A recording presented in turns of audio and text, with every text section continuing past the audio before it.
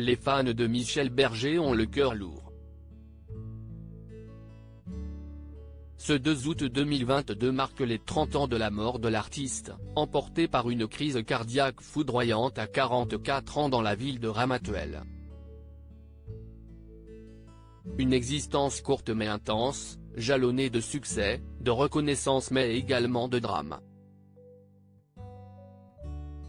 Tout au long de sa vie, Michel Berger a dû affronter les pires situations, la maladie de sa fille Pauline, atteinte de la mucoviscidose, la disparition de son grand frère Bernard en 1982 et le terrible abandon de son père quand il n'était âgé que de 6 ans. Michel Berger grandit entouré de ses parents, Jean Hamburger, professeur de médecine, Annette Haas, concertiste et Bernard et Françoise, son frère et sa sœur.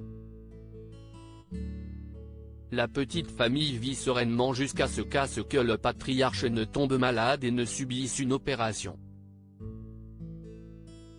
Personne ne sait alors qu'elle bouleversera à tout jamais la vie de tous.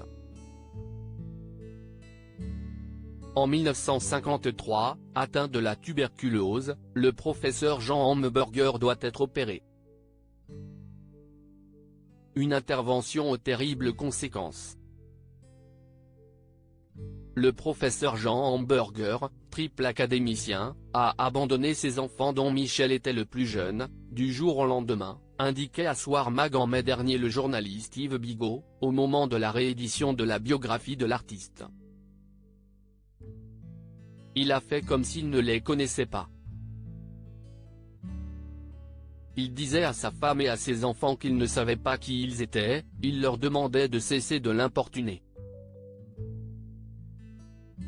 Il n'a plus jamais communiqué avec eux.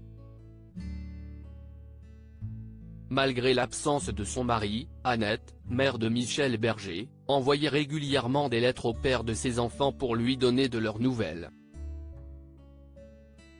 Des textes restés sans réponse.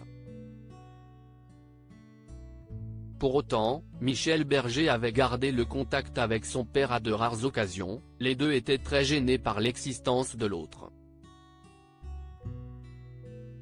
Le professeur Jean Hamburger détestait quand des personnes lui demandaient s'il était le père de Michel. Et Michel n'aimait pas qu'on lui rappelle de qui il était le fils. Il ne voulait pas être le fils de quelqu'un, il voulait être lui-même.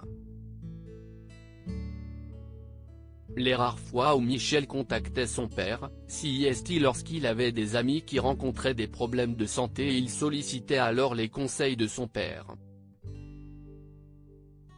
Mais cela n'a jamais vraiment fonctionné entre eux. Peut-être la raison pour laquelle il n'a jamais osé vivre son amour au grand jour avec Béatrice Grimm.